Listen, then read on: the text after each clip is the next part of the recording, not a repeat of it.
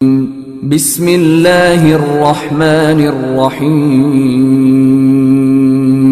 روایت سے جو بات سمجھ میں آتی ہے وہ یہ کہ صدقے کا ثواب 10 گنا ہے، مگر کسی کو قرض دینے کا ثواب 18 گنا ہے۔ صدقے کا 10، قرض کا 18۔ اب دیکھیں اسلام سمجھنے کی ضرورت ہے۔ جس میں آپ کا پیسہ چلا گیا واپس نہیں آنا، اس میں آپ کو ملے گا 1 کے برابر 10، جو واپس آنا اس میں اور جس کو واپس آنا ہے اس میں ملے گا 18۔ وجہ؟ جب میں آپ کو ایک قصہ سناؤں گا تب سمجھ میں آئے گا کہ اس کے پیچھے راز کیا ہے۔ اچھا، آدمی چلا ہے حج کے لیے، کہ روایت کہتی ہے کہ تمام الحج لقاء الامام، حج کی تکمیل کیا ہے؟ امام کی ملاقات۔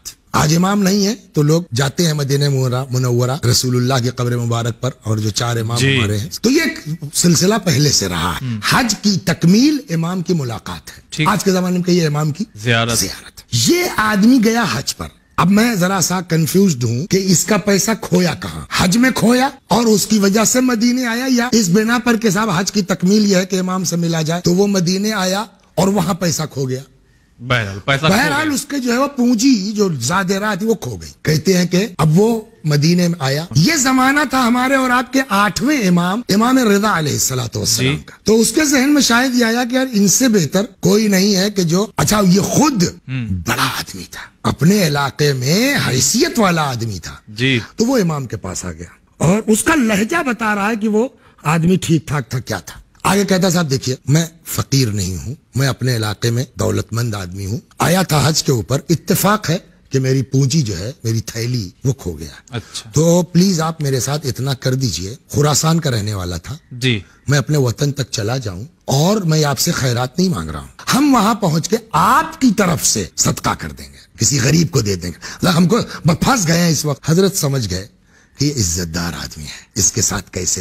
حضرت نے کہا بیٹھیے آپ تشریف رکھیے۔ کچھ لوگ تھے، جب دھیرے دھیرے مجمع چھٹا اور پبلک ہٹی تو امام اندر گئے، 1-2 لوگ رہ گئے ہوں گے، ایک معقول رقم ٹھیک ٹھاک تھیلی میں رکھی، مگر باہر نہیں آئے۔ دروازے کے پیچھے سے فرمایا، وہ مرد خراسانی جس کا زادرہ تھیلی گم ہو گئی تھی، جی کہ دروازے کے پاس آؤ۔ دروازے کے پاس آیا، امام باہر نہیں نکلے، دروازے کے پیچھے سے ہاتھ بڑھایا، کہ یہ لیجئے، جائیے آپ، میرے آنے کا انتظار مت کیجئے گا، شکریہ ادا کر دیں، یہ کر دیں، جائیے آپ۔ اور سنو، یہ میں نے تم کو دیا ہے، میری طرف سے تم کو صدقہ کرنے کی ضرورت نہیں ہے، تمہارا ہے، تم جو چاہو کرو۔ اس نے کہا شکریہ صاحب، چلا گیا۔ اس کے جانے کے بعد امام جب واپس آئے تو جو 2 صحابی رہ گئے تھے جی، ان کو بڑا تعجب ہوا، کرایہ ہی تو چاہیے تھا، کیا آپ نے اتنا اچھا خاصا اس کو دے دیا؟ لیکن یہ بات نہیں سمجھے ہم لوگ کہ اس سے آپ نے کہا میرے آنے سے پہلے چلے جانا۔ نکتہ یہاں ہے، یہ باریکیاں سوائے اہل بیت کوئی بتا نہیں سکتا۔ کب؟ اس کی وجہ یہ ہے کہ جب آدمی کسی کے ساتھ آگے ہاتھ پھیلاتا ہے تو اس کے چہرے پر ایک طرح کی ذلت اور خفت کے آثار جی جی جی، مجھ سے ایسا چہرہ دیکھا نہیں جاتا۔ اہل بیت کتنے بلند ہیں ہم سوچ نہیں سکتے، عزت نفس کو وہ مجروح نہیں کر سکتے۔ تو کچھ سمجھ میں، اس پورا قصہ میں نے کیوں سنایا جی؟ مطلب یہ ہے کہ آپ نے جس کو صدقہ دیا ہے تو اس کی آبرو بھی تو لینا آپ نے کہ یہ خیرات دیا ہے۔ لیکن جو آدمی آپ کے پاس قرضہ لینے آ رہا ہے جی، باوجود اسے وہ آپ کا پیسہ واپس کرے گا، لیکن جو قرضہ لیتا ہے اسے کوئی بے عزتی کا احساس تھوڑی ہے اتنا جتنا وہ صدقے والے کا ہے۔ ہاں، وہ ایک دم، ارے یار ٹھیک ہے، سب کے ساتھ ضرورت پڑتی ہے، آج لیا ہے ہم نے، کل یہ بھی لیں گے، پرسوں ادا کر دوں گا۔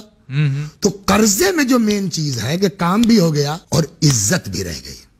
صدقے میں وہ بات نہیں ہے۔ تو صدقے میں 10 گنا، قرضے میں 18 گنا۔ کیوں؟